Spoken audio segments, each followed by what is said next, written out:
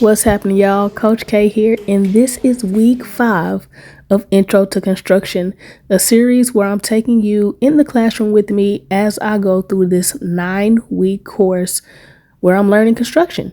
Today's video, we're going to go from 0 to 100 real quick. I'm going to put the finishing touches on a level 1 project, start a level 2 project, and go all the way to 100 as we tour a bungalow style building site. So sit back, relax, and enjoy the ride. First up is this tree house. This is not a tree house. Is this birdhouse. This is a level 1 project that we did, and this is the finishing touches. I didn't get to show me assembling it, but I'll probably put together a couple of shorts so you guys can check that out. And then next up, we built a bookcase for this organization. We actually built 3 of them. So we were in teams of 2s and 3s, and we each got to build a bookshelf. And this is the start of that. And I'm probably going to finish this in either week 6 or week 7, because after we got started, we had to go over to this build site. So that's going to be the last part of this video. We're going to go on a tour. I'm going to do a quick little on-the-go interview. And yeah, so enjoy the rest of this preparation for the bookshelf, and then we'll get right into the tour later on in the video. She has it right here. Okay, so we have that. It's 1x3 at this one. Okay. Okay. So you one still 1x3 and 2 pieces. So you're short the 1x3. You don't. We need a 1x3 that can be cut at this. Yeah, so we don't have that. Yeah. Okay. So these are the one. So this we're good on this. Okay.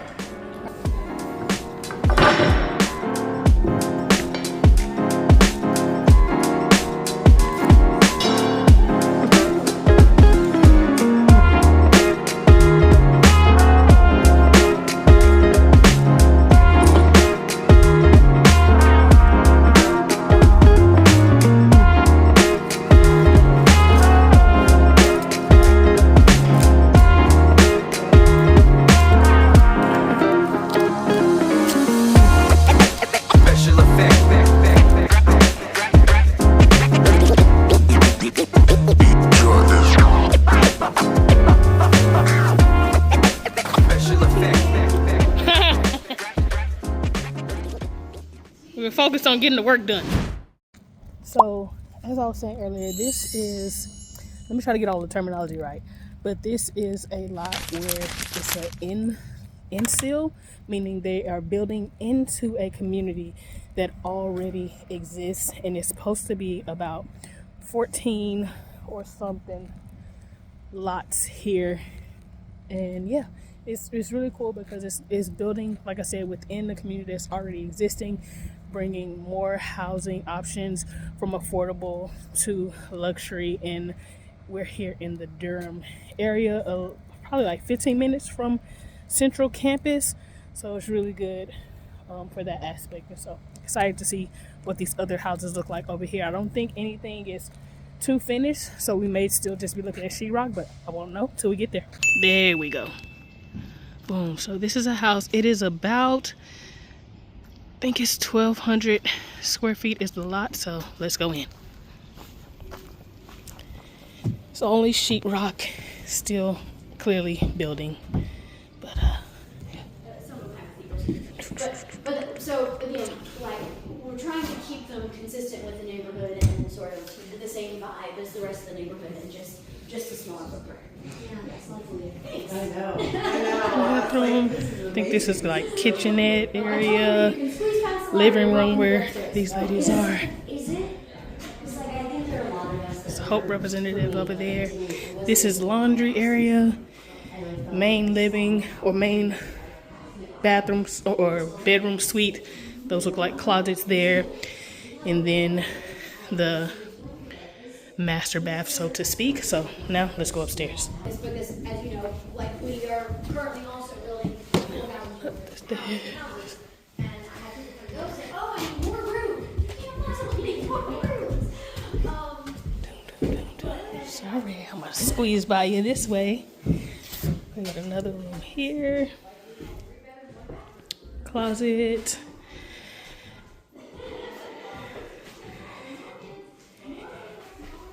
This is a shared bathroom.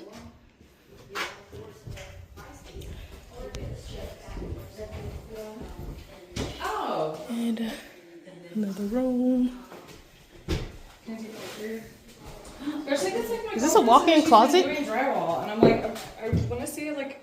Oh yeah, walk-in closet. Yeah, so this is the house. This is one of the perks of being a part of the Hope Renovations trainee program. Get to go onto a build site and meet different builders, contractors, all that kind of stuff. So this is just one of the houses. I'll see you at the next one. Another house. We're upstairs. This house is unfinished. It's another house we're in. It's before the sheetrock. In the primary bathroom there are, in the second bathroom there's just one. In this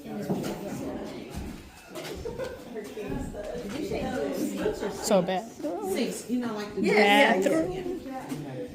Bedroom. And you said, oh, and then 3 bedrooms. I like this house. I like this house. Like a linen closet. They have a huge storage area in this house. I think this living room area. It's a bathroom that'll be here. And then this huge storage area. This is nothing but a storage room. But they do have the capabilities. If it was cost efficient, you could extend the storage here, knock these 2 out, I believe, and be able to go into there and create even more storage. One of my cohort members said that they would use that probably like for Christmas supplies, decoration. This would be kitchen area. You see electrical going in, living room, or I think dining room, living room. And then this is laundry and pantry, 1,500 square feet. And it pretty much looks the same as the other house outside. I may swing by that and show you the outside of it. So let's do that. Air seal. It's not She insulation, going? it's air gap seal. So you're right. There's orange. The orange goes. The orange is has some fire resistance, so they have the fire resistant properties or whatever. So it's just stops air gaps. Spray foam insulation is not multicolor. There's not different uses. It sprays in the whole wall. You spray it or the whole roof or wherever you're doing it. Thank you. I was.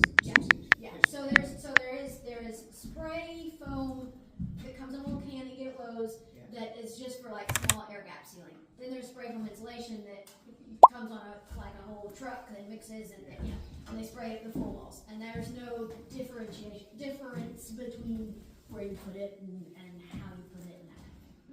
Does that make sense? Yes. That kind of answer your question? No.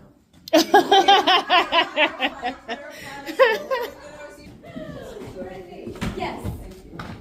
All right, here's the exterior of this one. Back that up. It's 1,500 square foot, and that one is 1,200 square foot. You can kind of tell by the opening. So yeah, really cool. Now we're gonna go over here to some other finished homes that are over there. I think they are a little bigger. We'll see when she lets us know. Small craftsman bungalows historically did not have garages because people were still riding their horses. Cars were not a big part of the culture when these houses were originally built. And so we wanted to sort of keep that vibe. Diaries of a builder. So 3 reasons why this particular builder does not like attached garages to the home. 1, craft style bungalow. They didn't have garages because they were still riding horses. 2, because she doesn't like that it is the feature when you first see the house that the garage door is a feature. And 3 is that you share walls with the garage and therefore you don't have any windows. I would have never thought about this. Diaries of a builder. We're here and we're going. Yeah. And it smelled throughout the entire house. I was like, there's no way. Much more finished. They got floors here. Got 3 other houses here. I think we're going to go into one more. Let me know. Put your vote in the comments below. Which house will we go into? The brown one, the blue one, or the white one? It's wild. No, Nice little they'll spread. patio. So this is a 4-bedroom house. It does have a bedroom on the first first floor, but it's sort of a flexible bedroom. A lot of people, it's an office, or it's a playroom, or it's a music room. I've seen all kinds of stuff in there. But this is the largest house in the neighborhood. It's about 2,200 square, not quite 2,200 square feet. So it does have it, like I said, 1 bedroom on the main floor, 3 bedrooms upstairs, kitchen, living room, and dining room back that way. All right, let's explore. Are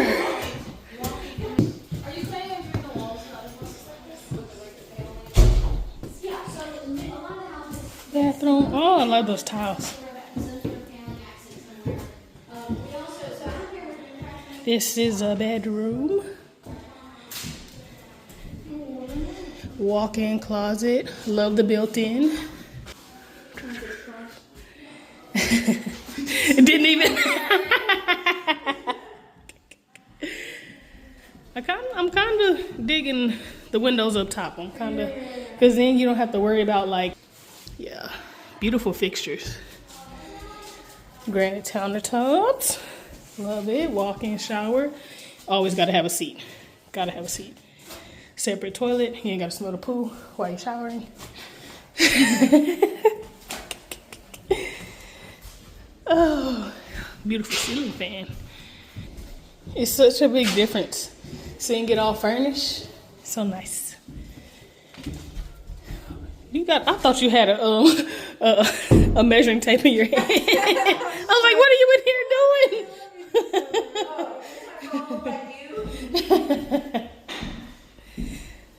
Another closet. I'm kind of liking the half window because I hate being right next to another home, so I actually like that you can be in your room and not have to worry about people peeking in. I guess in North Carolina, we don't open our windows, so it doesn't matter. It's probably cheaper on the blinds because, you know, blinds are expensive too.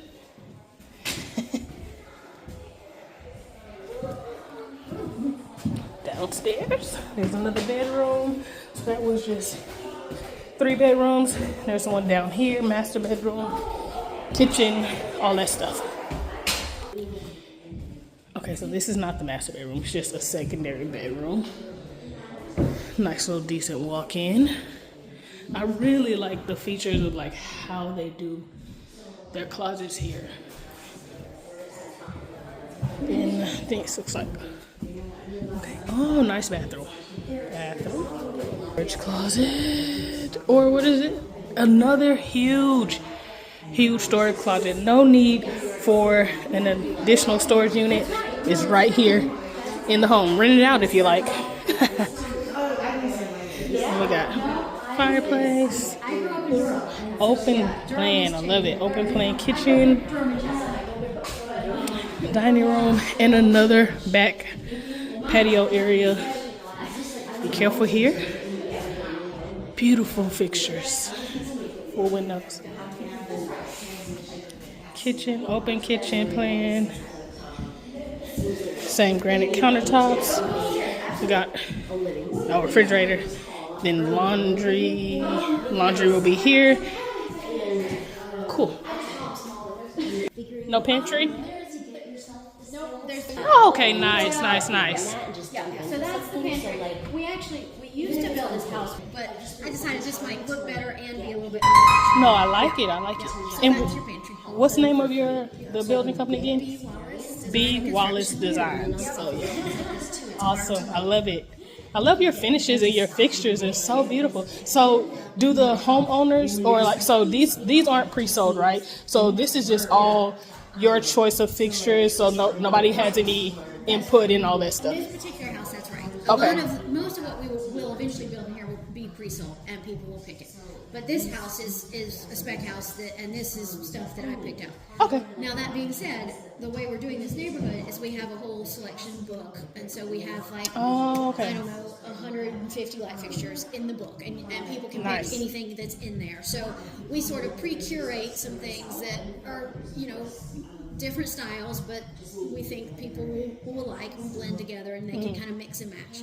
So everything that's in here is out of that book. So everything that's in here is available for someone could have picked it. It's not like a special upgrade or anything like that. Gotcha. But yeah, that's how it's working here. Anybody taking a picture with me? Of course.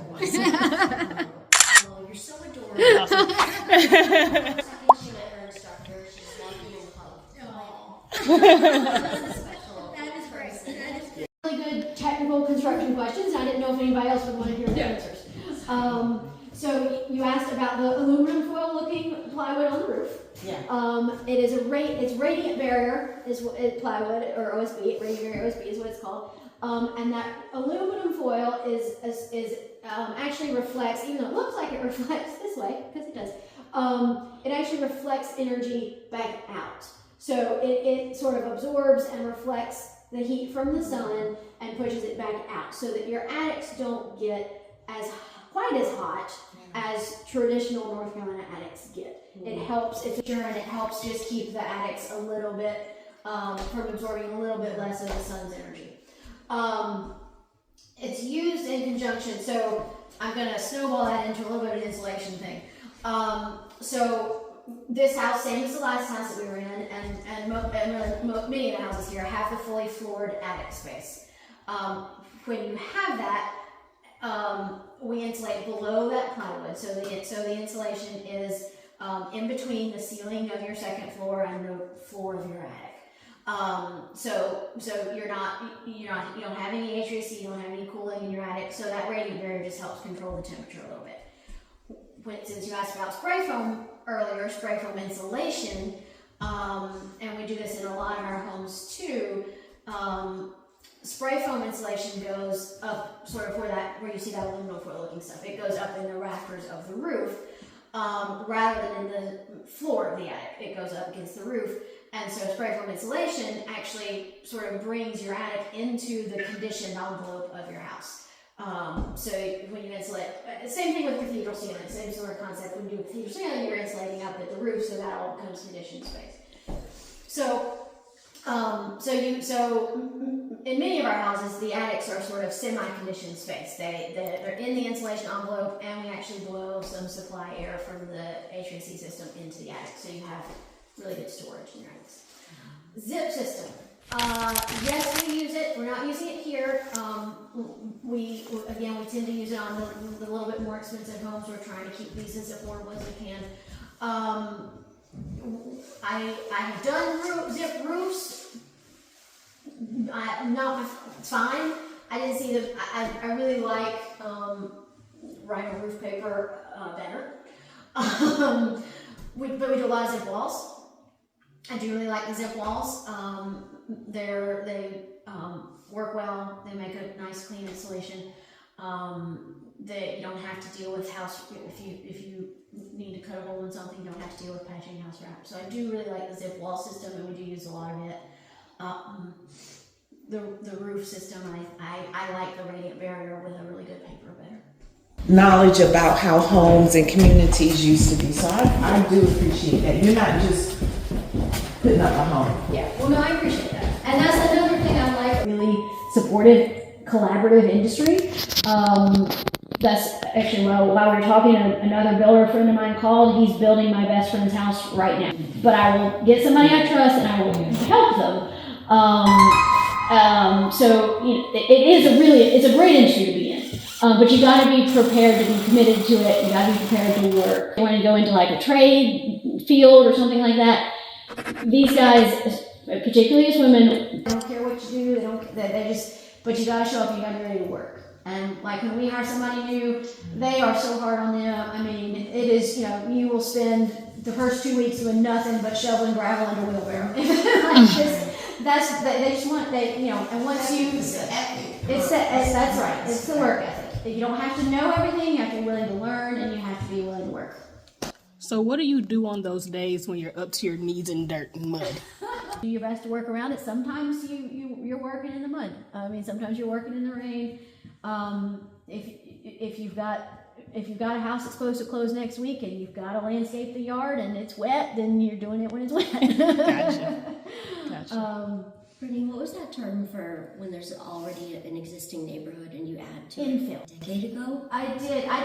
We did a lot of houses on Jerome in Emerywood. We did Jerome Road, like sort of two sections. Yeah.